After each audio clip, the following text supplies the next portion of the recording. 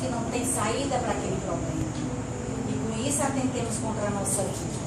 Nunca, Senhor, dai-nos sempre a coragem, a fé e a certeza de que os problemas vão passar. Basta eu abrir o meu coração, basta eu abrir a minha mente para que a espiritualidade possa me acalmar, para que a espiritualidade possa me mostrar o que é melhor para mim naquele momento.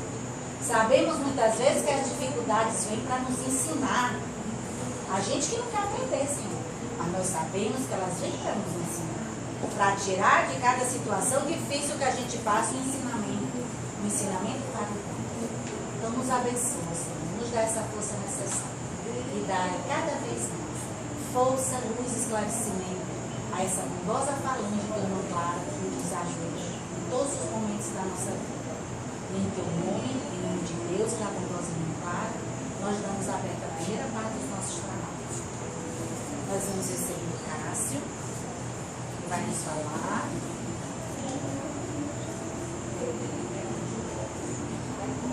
Verdades e mitos sobre o Espiritismo. Seja bem-vindo. Boa noite a todos. Como a Cátia disse, eu sou o Cássio. E eu escolhi esse tema porque eu acredito que, apesar de muita gente aqui já frequentar o centro há algum tempo, já ter algumas noções básicas sobre o Espiritismo, sempre restam algumas dúvidas, algumas coisas, às vezes a gente pensa que sabe, não sabe exatamente da melhor forma, ficam alguns mitos, algumas coisas que não ficam bem claras. Então, vai ser útil tanto para quem já está há mais tempo, para esclarecer algumas coisas, como para quem está chegando a entender realmente as verdades, o que é verdade e o que é mito dentro do Espiritismo. E eu pensei também pelo meu próprio caso, né? Há 3 anos atrás, antes de me tornar espírita, eu não sabia de praticamente nada disso daqui. A minha visão era muito parecida com a da maioria das pessoas, que quando falam em espiritismo já pensam nesse tipo de coisa, né? Em alma penada, em rituais macabros, em casa mal assombrada, em brincadeira do copo, em demônios e tal, e tudo isso é uma grande distorção, né? A própria mídia, muitas vezes, ela passa uma ideia, pelo menos eu, o que eu vi de espiritismo na televisão? Fora, quando eu era pequeno, uma novela ou outra que mostrava e tal, aqueles espíritos que iam, na minha visão, para o céu, para o inferno, ou então cirurgias espirituais, com aquele sensacionalismo todo e tal, e a gente ouve falar, às vezes, dos amigos, porque eu mesmo não tinha parentes espíritas, não tinha ninguém próximo realmente na família que fosse espírita. Então eu escutava os meus amigos, eu tenho uma tia espírita, minha avó é espírita, e aí começava aquela conversa de noite, eu já vi um espírito não sei aonde, eu já escutei, e aquilo já ia me deixando com medo, já não queria dormir sozinho, como é que era dormir no escuro só e tal. Então, foi a minha realidade, isso, essa forma até pouco tempo atrás, né? E eu estava longe de imaginar o que o Espiritismo guardava, a beleza que ele traz.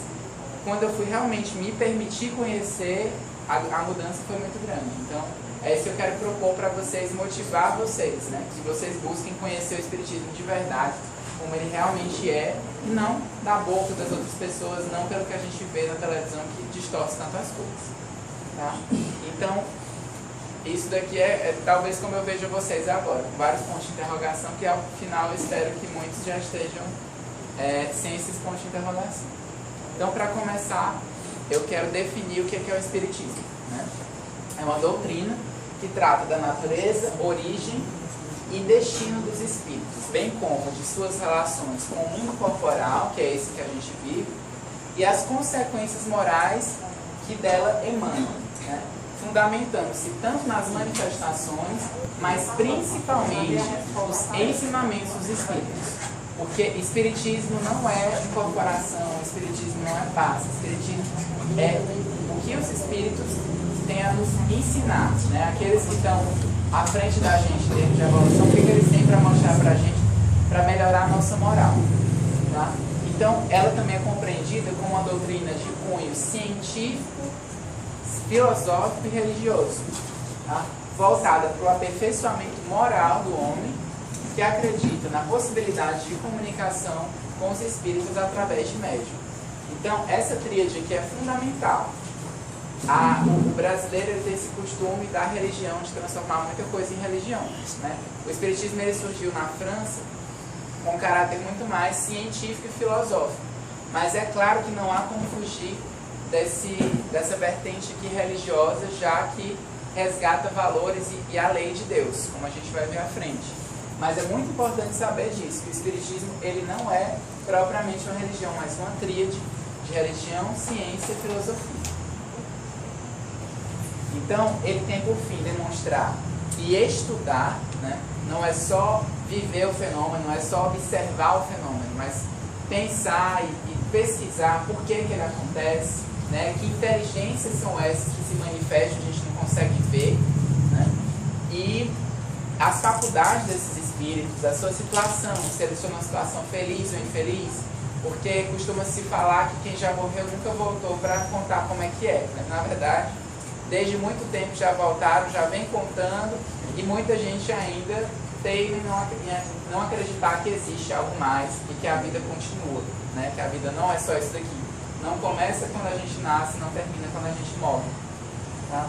Em suma, ela tenta demonstrar e estudar o conhecimento do mundo espiritual.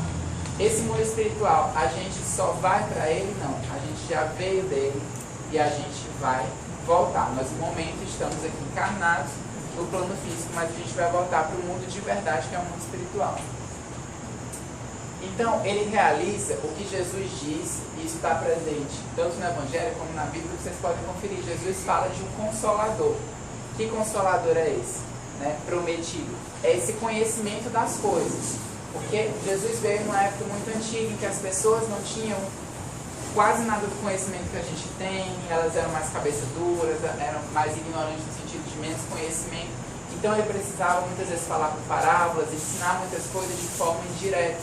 Porque não adianta você ensinar coisas mais complexas para quem não vai conseguir entender, né?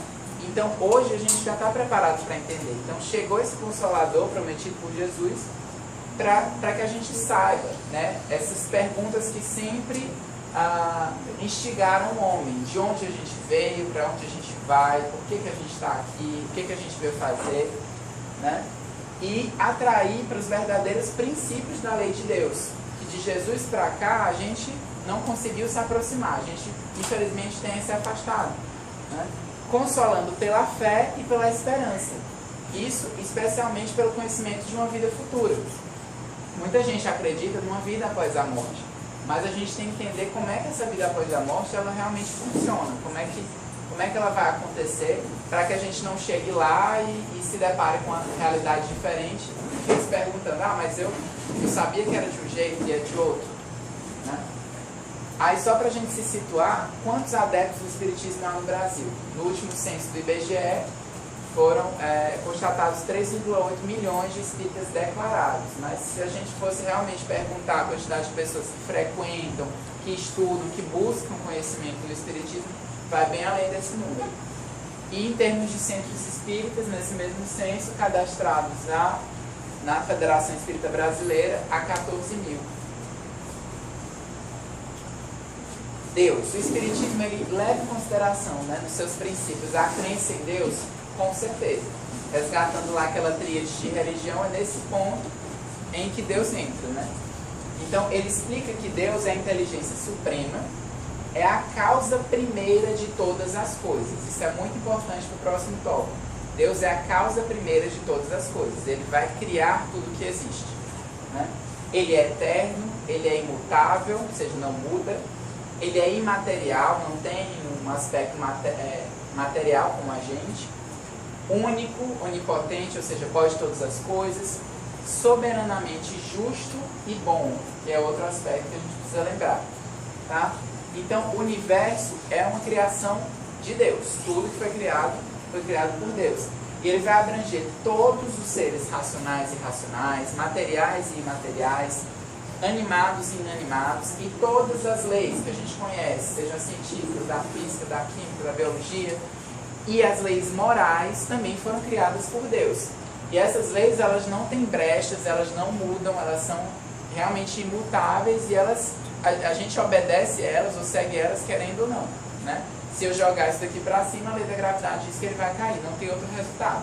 Não tem como anular essa gravidade e isso daqui não cair, né? Pelo menos não aqui nessa situação.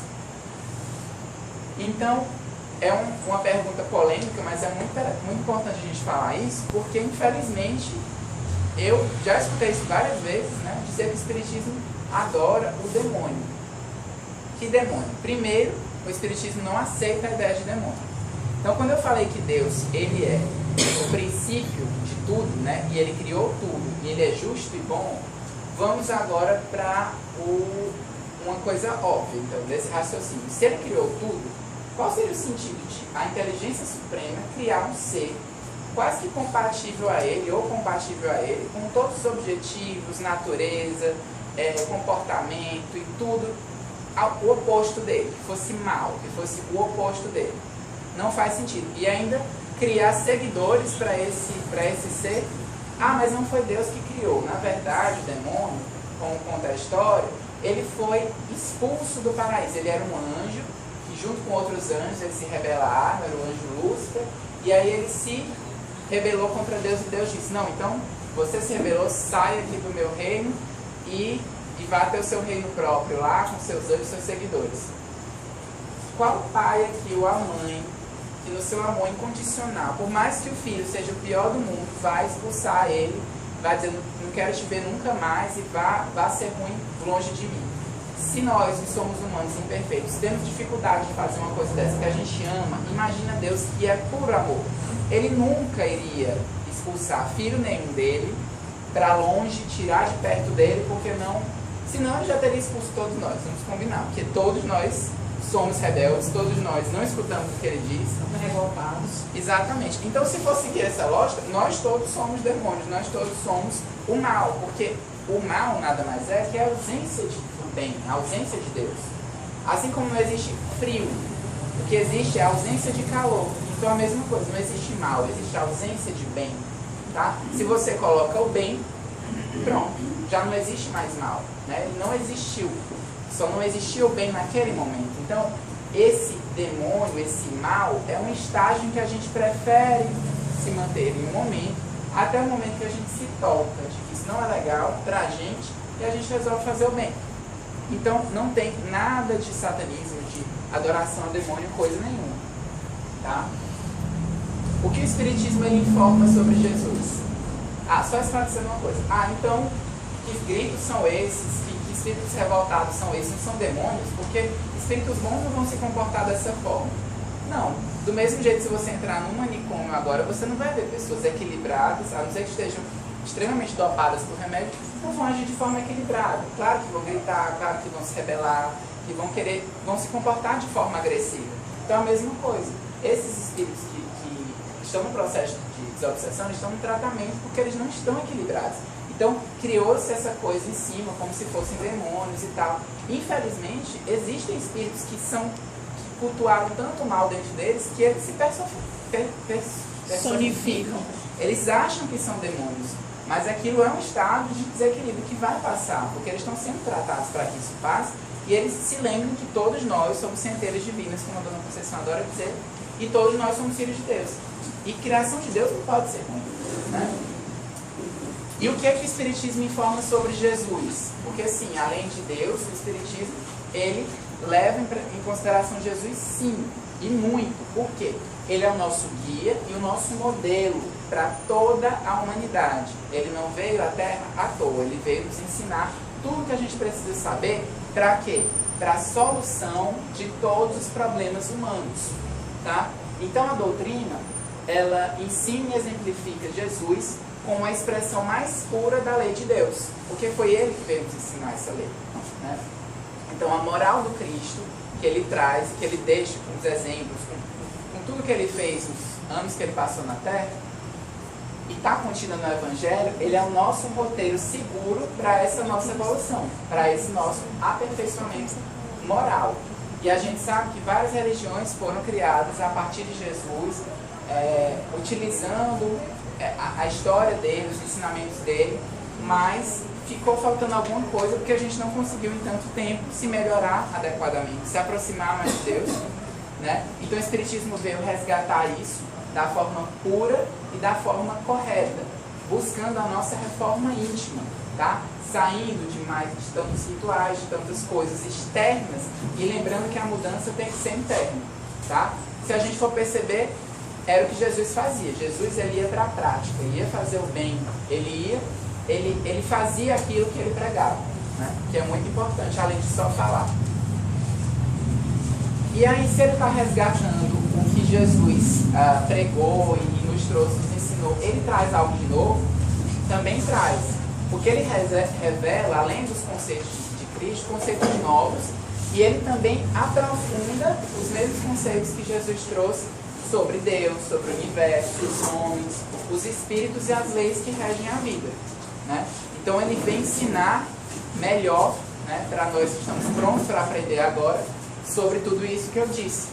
Além disso, ele ainda revela o que somos, de onde viemos, para onde vamos e qual o objetivo da nossa existência e também o objetivo da dor e do sofrimento.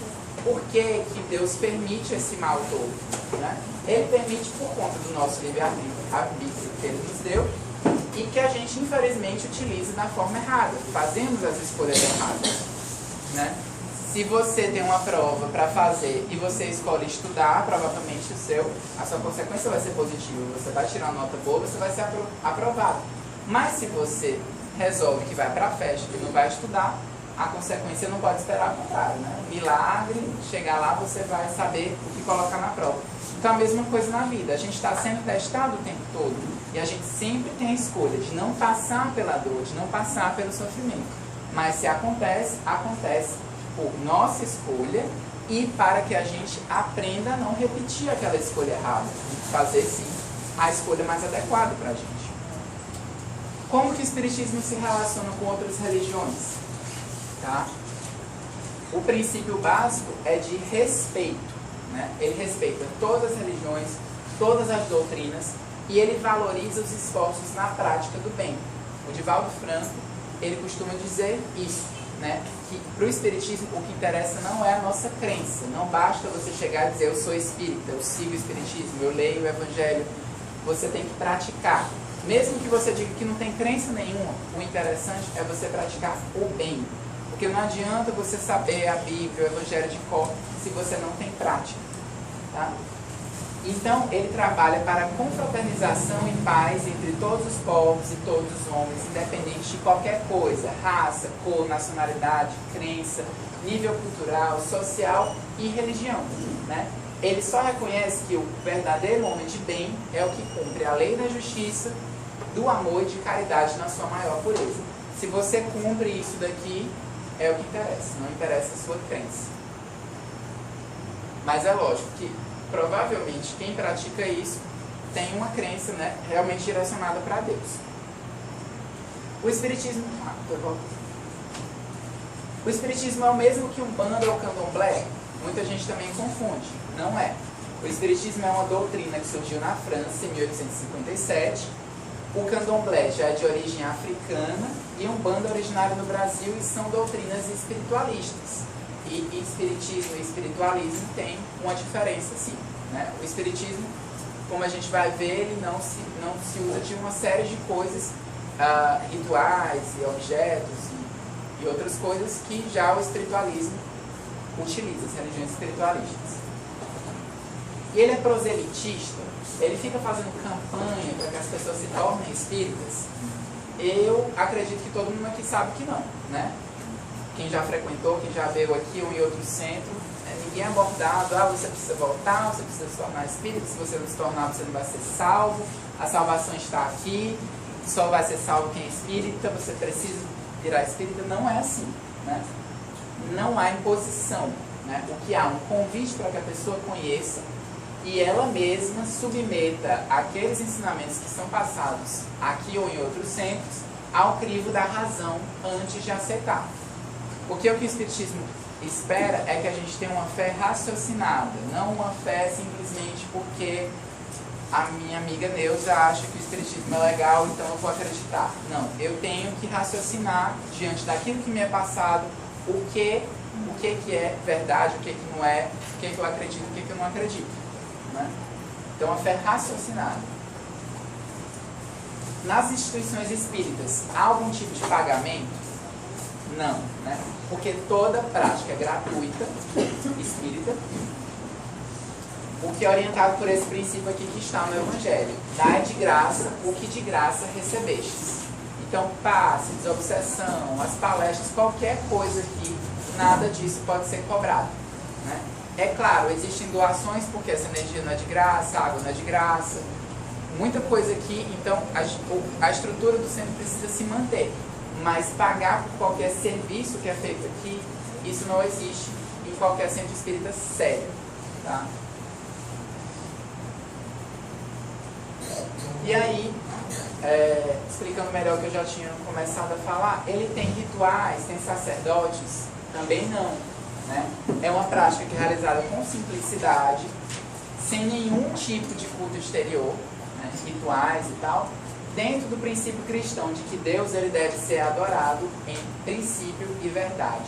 Então, o templo onde a gente adora Deus é o templo interno, não é externo. Não é perante imagens, não é ajoelhado, não é vestindo uma roupa X, não é nada disso. É dentro da gente, tá?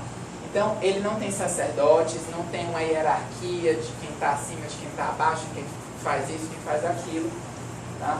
E nem adota, nem usa em suas reuniões ou práticas, sejam altares, imagens, andores, velas, procissões, sacramentos, concessões de indulgência, paramentos, bebidas alcoólicas ou alucinógenas, incenso, fumo, talismãs, amuletos, horóscopos, cartomancia, pirâmides, cristais ou quaisquer outros objetos, rituais ou formas de culto exterior.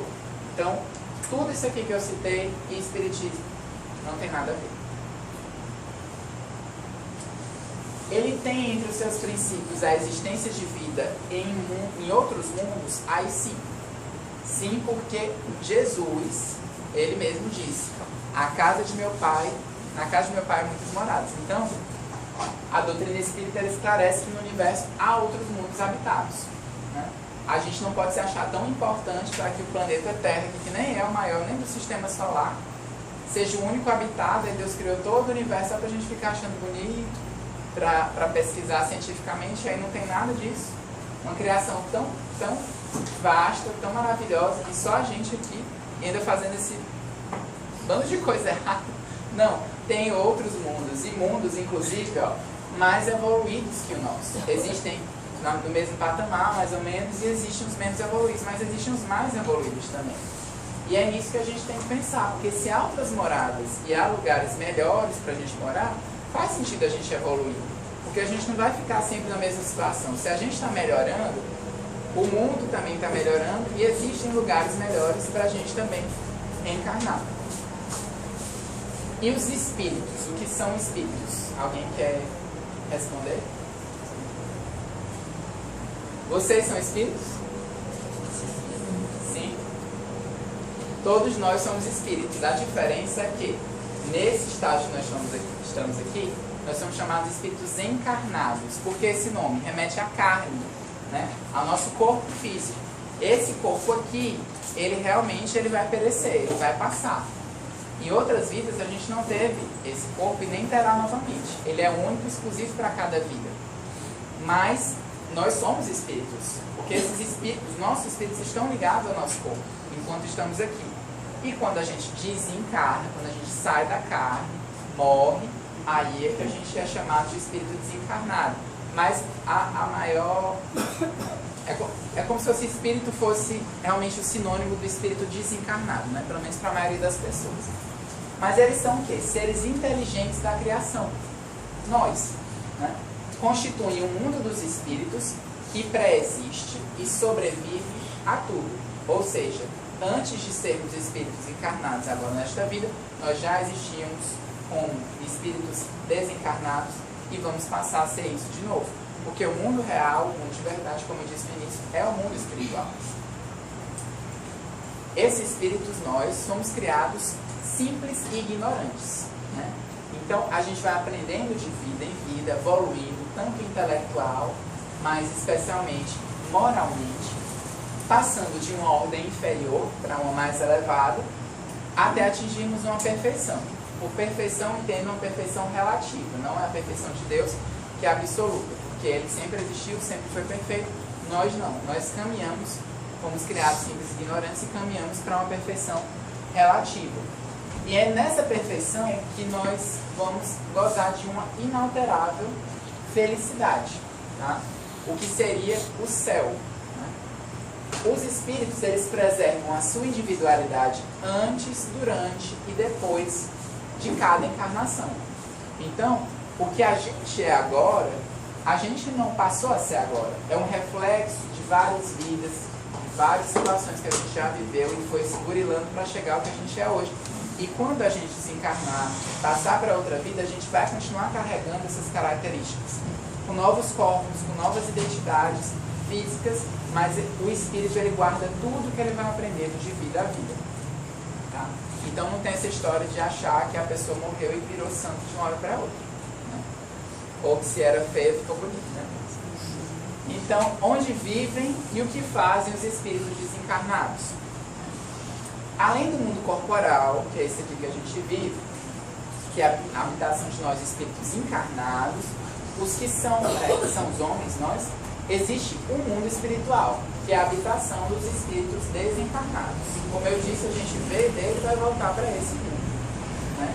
Eles estudam, trabalham, desenvolvem diversas atividades no mundo espiritual.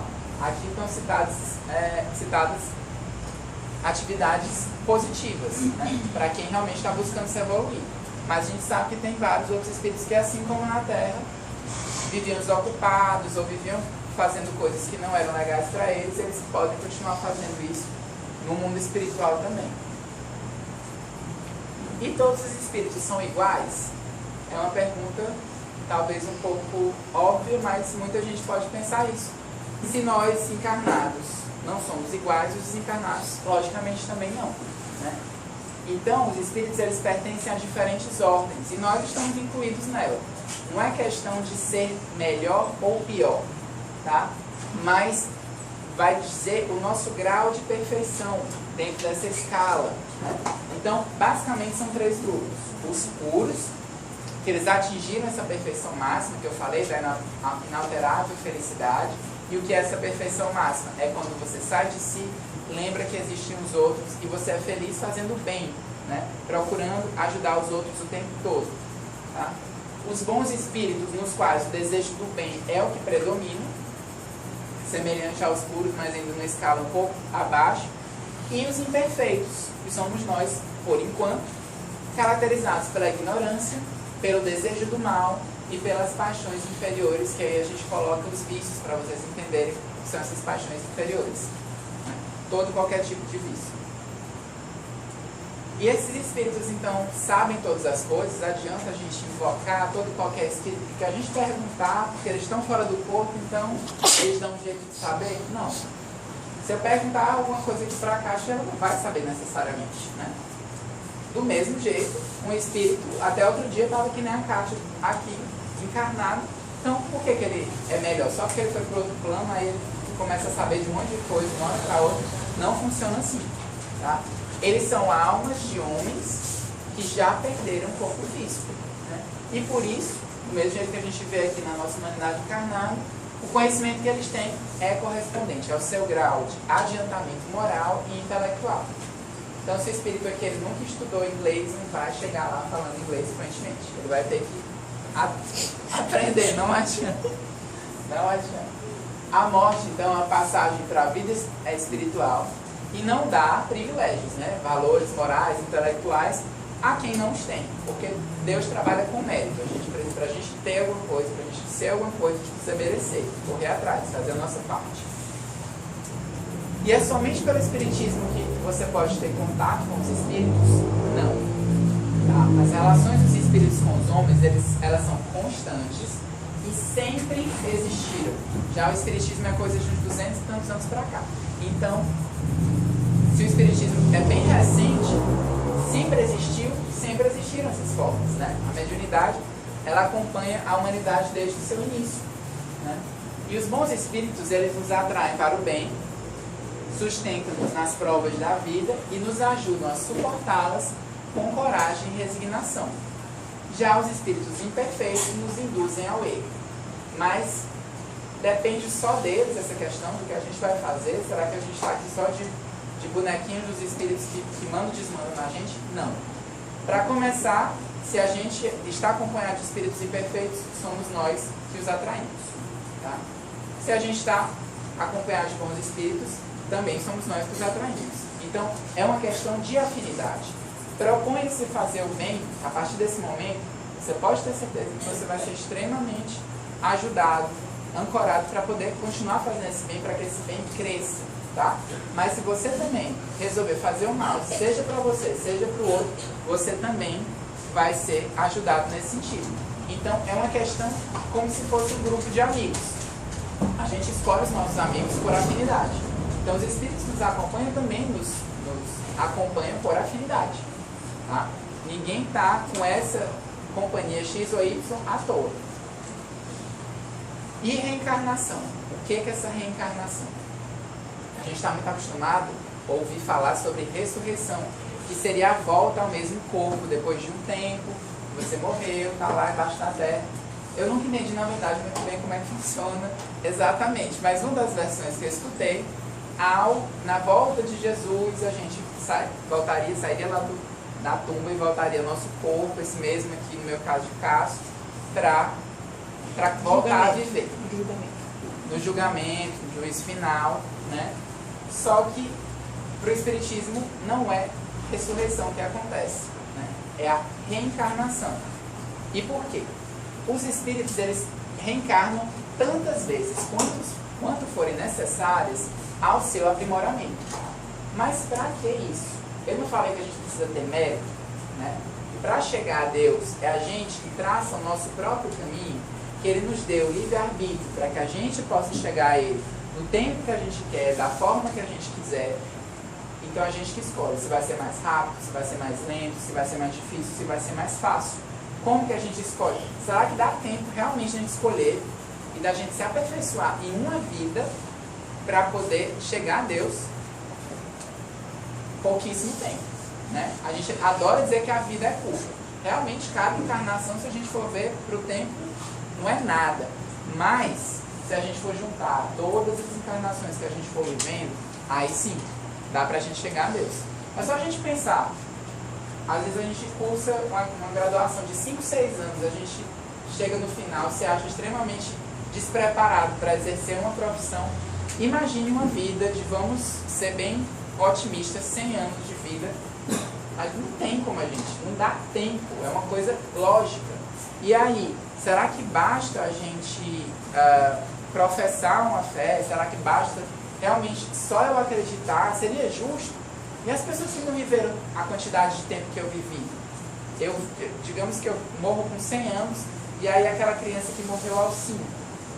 Como é que vai contrabalancear isso daí para ver quem é que merece ir para o céu, quem é que não merece, quem é que chegou a Deus, quem é que não chegou? Não. A reencarnação é um princípio básico do Espiritismo, porque ela explica por que cada um está na situação que está, né? E para onde cada um vai. É o princípio básico da nossa evolução. E os espíritos, né, dos humanos, eles podem reencarnar em corpos de animais? Algumas religiões dizem que sim, mas o Espiritismo não acredita nisso. Tá? Os espíritos, eles evoluem sempre. Em suas múltiplas existências corpóreas, eles podem estacionar, mas nunca regredir. O que quer dizer estacionar? É literalmente ficar parado. Você não dá um passo à frente, você não pratica mais o bem, você fica só naquela ali, você não melhora, não se preocupa com nada, é materialista, só pensa nessa vida daqui, nem olha para o lado, a vida é só você e acabou. Aí você está estacionado naquela situação ali. Tá? Você não fica pior, mas você, naquele momento, não está ficando melhor. Então, ou você vai para frente, ou você para, mas você nunca volta.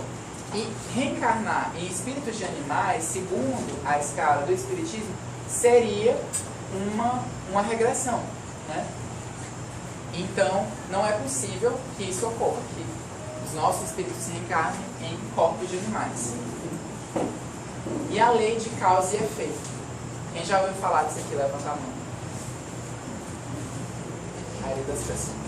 Então, para quem nunca ouviu falar disso, a lei de causa e efeito é uma das leis que regem as nossas vidas, em qualquer planeta do universo, em qualquer lugar. É uma lei imutável de Deus.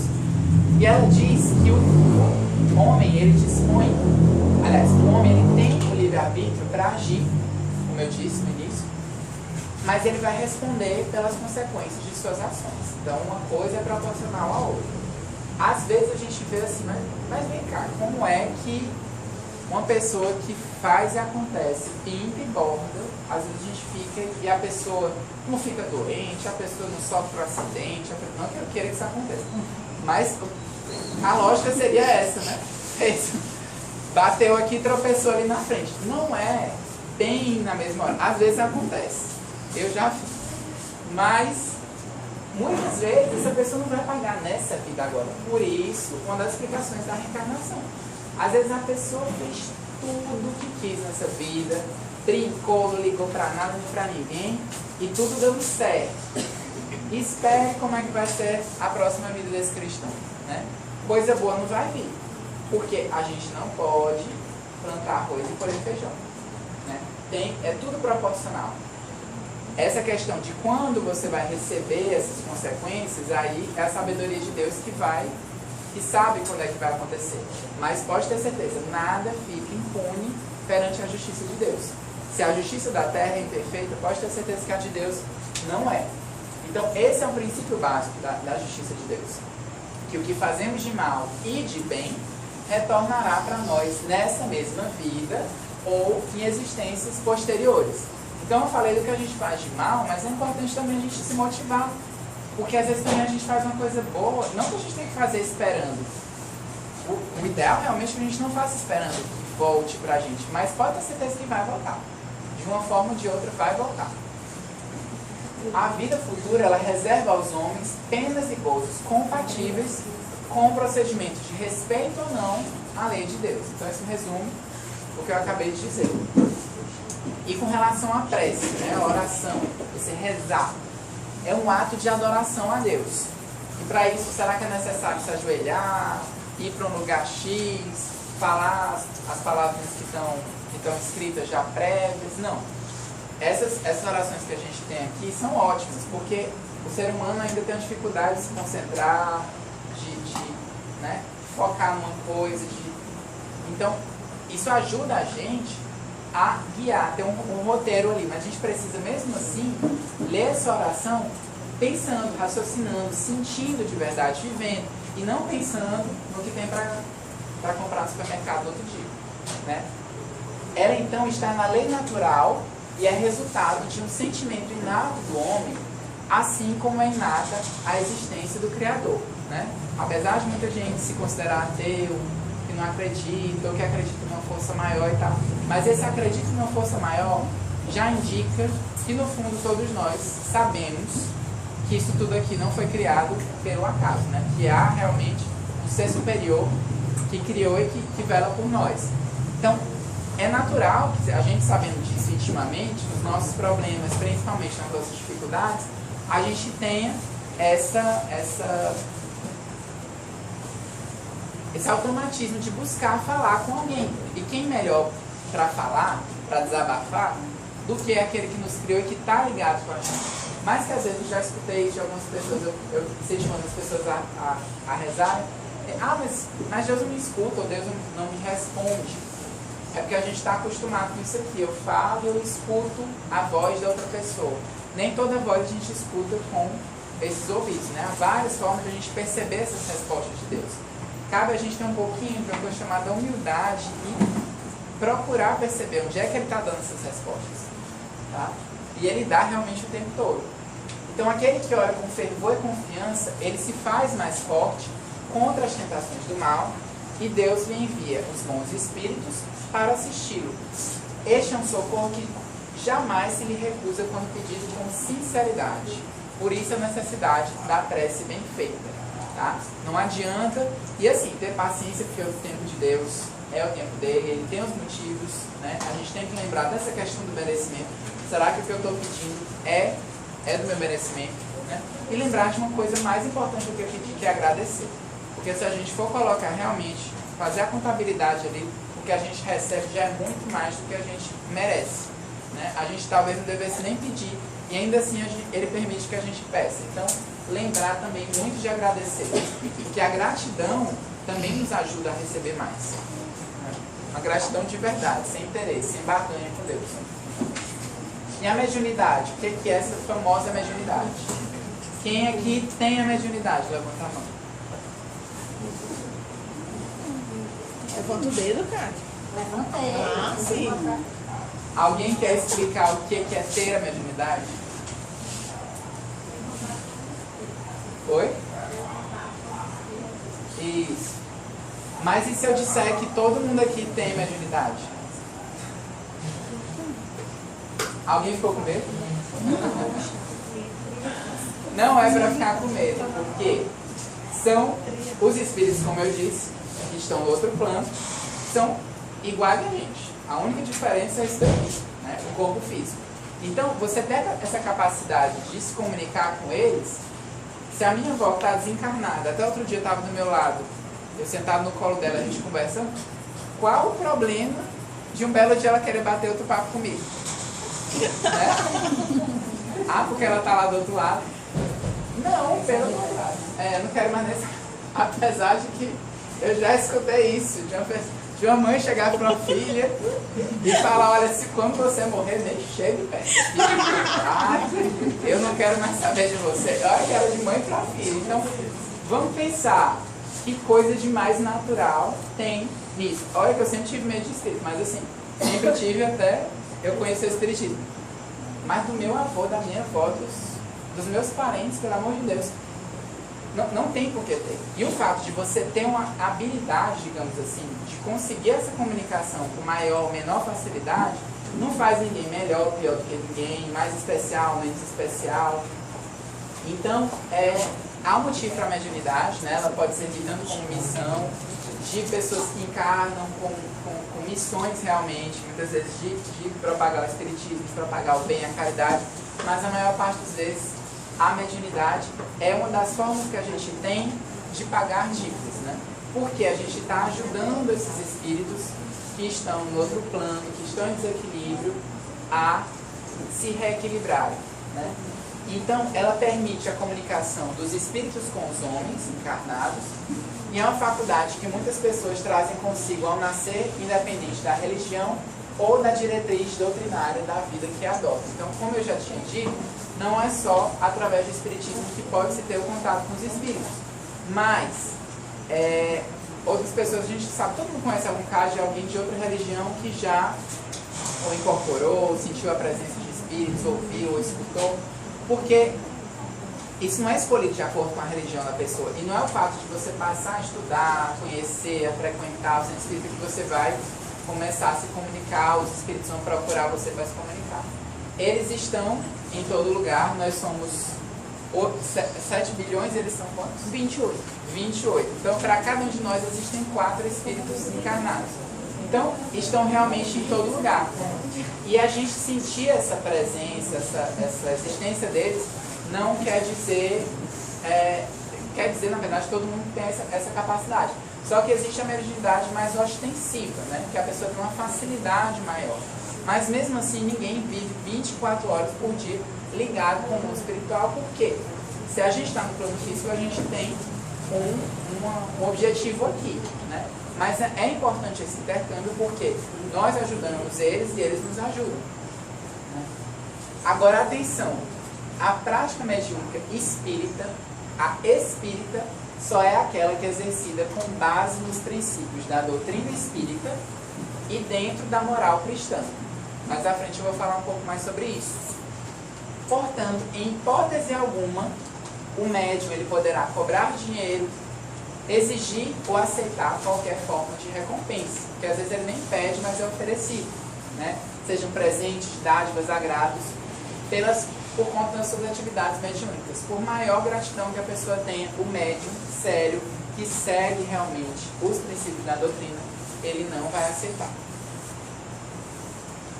E aí eu falei de dúvidas mais gerais, mais frequentes, que a maioria das pessoas tem, mas eu compilei algumas dúvidas mais específicas, que estão um pouco avulsas, digamos assim, dentro dessa linha que a gente está até agora, mas que algumas pessoas também podem ter e é importante saber. Em casos de estupro, o aborto ele é aceito? Qual o ensinamento que se deve tirar desse martírio? Em caso de estupro, não é aceito. O único caso que a espiritualidade relatou como sendo aceito para o aborto é um caso em que o feto ele, se torna um risco para a vida da mãe. E qual é o raciocínio atrás disso?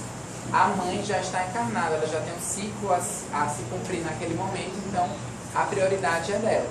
E esse feto, esse espírito desse feto que está gerando risco para a vida da mãe, ele vai ter outra oportunidade de outra gestação, seja ou com ela ou com outra mãe. Então, é o único caso em que o aborto é permitido segundo a lei de Deus. Mas, qual é, então, o ensinamento que se deve tirar por conta disso? A gente sabe que é uma situação extremamente pesada para a pessoa que sofreu, para a família e tudo mais. Mas essa criança que vem, mesmo diante dessa situação dolorosa, mais à frente, em muitos casos em que a família aceita, não comete o aborto, essa criança vai se tornar uma grande dádiva, vai trazer união, vai trazer felicidade, por mais que tenha sido gerado numa situação de dor, né? A gente costuma escutar que Deus ele consegue transformar todo o mal em bem. Então, esse caso se aplica bem, né? esse conceito. E até que ponto, isso é mais para os médiums, até que ponto ir a festas, copos de bebidas e noites mal dormidas podem realmente prejudicar o trabalho mediúnico? Tudo gira em torno da palavra excesso, né? Você pode até, às vezes, não beber, não sair, mas você dorme mal, você não cuida do seu descanso do corpo. Aí chega do trabalho mediúnico, está extremamente cansado, dorme durante o trabalho, claro que isso vai prejudicar. Do mesmo jeito, ir a festas. O médium é uma pessoa normal, tem uma vida social, e é normal que 1 ou 2 vezes por semana eles se interessem em ir a algum lugar para desopilar, como se diz. Mas que isso não seja uma coisa de todo dia, né? uma rotina que realmente prejudique, inclusive gerando essas noites mal dormidas. E quanto aos copos de bebida, enfim, se for médium passista, aí libertado. Agora, se for um médium que, digamos, de incorporação, e ele tomou primeiro, segundo Robson Pinheiro, da Fonte Neuza aqui, ele diz que o primeiro copo é da pessoa. Ela está bebendo por vontade própria. A partir do segundo, já se torna excesso e ali pode ter certeza que ela a obsessão... o corpo dos obsessores. Exatamente. Vai ser ali rodeado pela obsessão e isso vai repercutir. Porque o álcool ele é eliminado pelo corpo físico, sei lá, 24 horas por aí. Agora, o físico. O espiritual são 72, se eu não me engano, de uma vez que eu li. É bem dependendo da mais tempo. bebida também. Exatamente. O teu alcoólico. Porque o álcool para o espírito ele tem outro impacto. Se a gente acha que para o corpo é ruim, para o espírito vocês estão longe de imaginar. E por aí vai. Cigarro, vai outros tipos de drogas, porque o álcool é uma droga. Né? Então, isso para o espírito que vai... E a gente falou em mediunidade, incorporação, vai lembrar que incorporação não é receber o espírito dentro do nosso corpo. A gente não sai do nosso corpo e o espírito entra. Tá? É simplesmente uma sensação de espírito a espírito, porque nós também somos espíritos, como eu disse, e a gente empresta o nosso corpo para que aquele espírito possa se manifestar e sentir a sensação do corpo físico. Mas ele não toma de conta do nosso corpo. Por isso, o médium ele tem 30% de controle sobre esse empréstimo.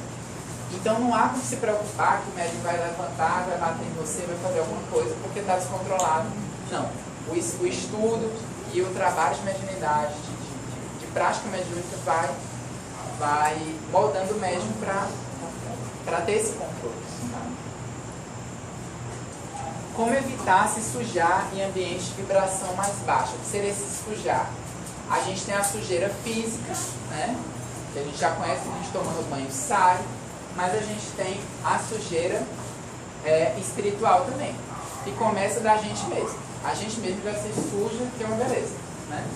De quê? Que sujeira é essa? Pensamentos maldosos, sentimentos inferiores, de inveja, fofoca que você fala e sai política, vai pra cima de você mesmo, a raiva, o xingamento, tudo isso vai te sujar.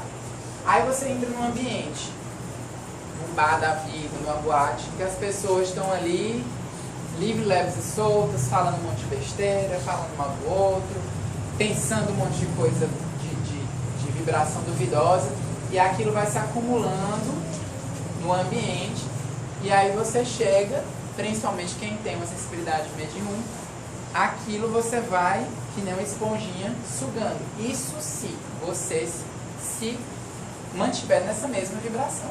Se você entra e você tá com a cabeça legal, tá com bons sentimentos, bons pensamentos, você não se suja. Então, a forma é só essa. Você vai. Exatamente, orando a prece. Tá rolando um safadão e tu, Senhor, cuida deste povo que as discussões. Como saber se estão incorporados ou não? Isso é realmente pessoal, eu acho que cada médico vai sentir isso de forma diferente. Mas uma coisa básica é você se perguntar, esse pensamento é meu? Né? Eu sempre achei a Neuza bonita, de repente eu estou querendo largar a mão na cara da Neuza, do nada, o que aconteceu? Isso não existe, né? Então, eu estou com vontade de falar uma coisa que não faz sentido com o que eu estava pensando, e aí começo a cruzar os pensamentos e sentir uma energia estranha. Então, é basicamente isso. Você sente essa estranheza, né? De pensamento, de sentimento, de energia. É quando você sabe que você está prestes a incorporar. Como os desencarnados, eles saem do umbral e entram para o nosso plano. Para quem não sabe, o umbral seria o correspondente a inferno, na verdade mais purgatório. Que a ideia de inferno que a gente tem é o fogo eterno, que a pessoa vai ficar lá queimando o resto da eternidade. E o purgatório não, né? Então se explica, você fica lá um tempo, pagando os seus pecados, para depois ver para onde é que você vai. O umbral é mais ou menos isso, né? Uma pessoa aqui, vamos usar o exemplo do corpo físico. Uma pessoa que não gosta de si, que vive em algum tipo de vício, enfim, aquela pessoa desequilibrada, de mal com a vida, ela vai buscar que tipo de ambiente? Ela vai ter que tipo de amizade, né? Então, naturalmente, você se atrai para onde você está, você tem afinidade, né? Do mesmo jeito que você escolhe as companhias, você escolhe o lugar. Então, você desencarna, você passou a vida toda de mal com a vida, fazendo mal, não está nem para os outros, você não pode ir para um lugar bacana, né? Você se atrai mentalmente para esse local chamado umbral.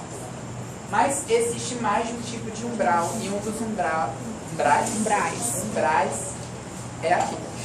Então, quando se diz que o inferno é aqui, não está tão errado assim. Não é à toa que está quente desse jeito. Mas o umbral é isso. Então, a gente, os desencarnados, não tem essa dificuldade de sair do umbral para chegar aqui. A diferença é só de plano, mas são dois planos sobrepostos. Então, para que eles tenham acesso, sair desse local umbral, que é sujo, que é cheio de pessoas desequilibradas, que é pesado para vir para cá, basta, às vezes, até um convite mental nosso. A gente pensa alguma coisa, né? Começa a xingar todo mundo no trânsito, aí vem alguém lá do umbral que se... opa, esse aqui é parecido comigo. Até atrás, né? E aí eu tinha falado da questão da prática mediúnica, segundo a moral cristã, da forma correta, né? Então, mesmo quem é espírita, não vai ficar na sua casa uma bela hora, do nada, eu estou sentindo aqui uma presença, eu vou incorporar, ou eu vou escrever, ou então eu vou brincar. Porque isso daqui é brincadeira, mas é uma brincadeira que hoje saiu uma notícia que a Igreja Católica mesmo já reconheceu isso daqui como uma coisa seríssima, tá? Isso daqui não é, de brincadeira não tem nada, tá? Essa aqui é a brincadeira do copo, compasso, tal de tabuleiro, ou Ouija, sei lá. E a nova moda agora aqui, que é o desafio Charlie Charlie. Eu fui pesquisar, na lenda lá diz que esse Charlie é um demônio mexicano, tá? Aí vocês tiram. Como é que funciona? A base é a mesma, né? Utilizar objetos que se movem através da nossa própria energia mediúnica, para que aconteça um efeito físico. Aqui, o copo ele vai passando de letra em letra, número, você faz uma pergunta X, eu vou casar? Aí, Só pergunta por utilidade. só besteira, porque ninguém vai perguntar como é que eu posso me melhorar. Aí duvido se o copo mexe, né? Agora pergunta besteira, né? Com o passo a mesma coisa, vai mexendo aqui. Esse tabuleiro também, que tem uma pecinha no meio, com um furinho, aí vai passando de letra em letra e respondendo. E esse aqui agora é uma caneta um lado sobre o outro, e ele mexe para alguma dessas 4 respostas. Você tem que chamar. Charlie, você está aí? E responda, positivo. E aí, algumas pessoas na internet estão dizendo que, mas se no final basta você falar assim, não, Charlie, tá bom, acabou, pode ir, acabou a brincadeira. Coisa nenhuma. Só o Charlie aqui. Claro, esse aqui não é o Charlie, mas é a representação de um espírito que participa, porque a brincadeira não é só realmente entre a gente. Eu dou graças a Deus que eu nunca tive coragem de participar disso. E, então, dessa obsessão eu não sou. Agora, quem já fez ou quem pretende fazer, pense 2 vezes. Porque se até padre está falando que o negócio é pesado, vocês imaginam a gente que tem conhecimento e sabe que é verdade, que acontece. E que a obsessão começou depois disso aqui. Principalmente para quem tem mania, né? Fazer. Então, pode esperar que vão vir umas companhias duvidosas. Tem gente que espírito bom vai perder seu tempo respondendo besteira e futilidade. Aí você pergunta, mas eu já fiz e acertou. Besteira, porque foi as trevas. Exatamente. Eles têm como saber algumas coisas e tal. Mas aí você pergunta uma coisa que você quer saber e não tem como você saber realmente a resposta, se a resposta está certa ou não. Eles inventam o que quiser e jogam uma ali para tu cair. E muitas vezes a pessoa cai, né? Do mesmo jeito, aí vão adivinhos e charlatões, só que a diferença é que aqui você está chamando mesmo direto, né? Você não está indo atrás da cartomante, disso, daquilo, para perguntar as coisas, você já está chamando direto da fonte, e ali vai quem gosta de ti. Ele pode até sair do tabuleiro, mas só para lá dentro do teu quarto. Tabuleiro vira o seu quarto. Então, isso não é espiritismo de forma alguma, tá? Pelo contrário, isso é o tipo de prática mediúnica que não é, dentro da moral cristã, que não é adequado. E isso fica num exemplo, que aí existem N rituais e coisas que não representam essa prática mediúnica dentro da moral cristã, que é o que a gente deve buscar, tá?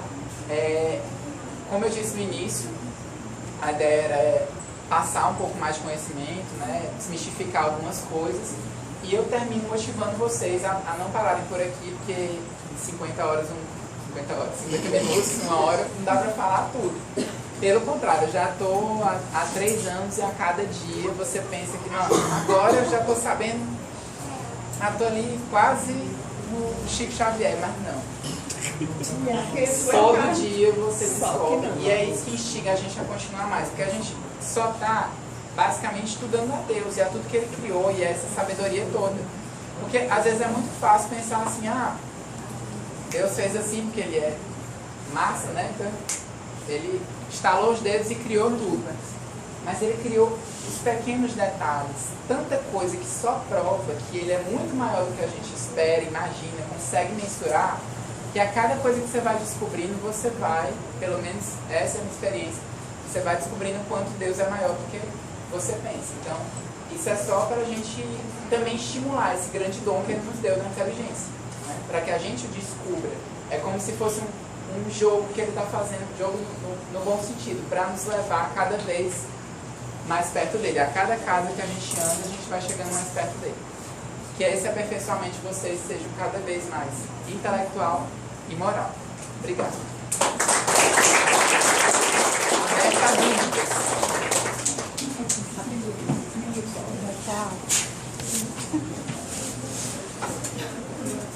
Dúvidas? Pois faça.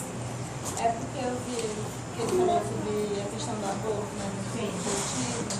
E me veio, eu não sei se tem nesse caso, né, do espiritismo, me veio uma dúvida sobre a questão do sociopata, né? Como se o espiritismo trabalha, como ele vê o sociopata.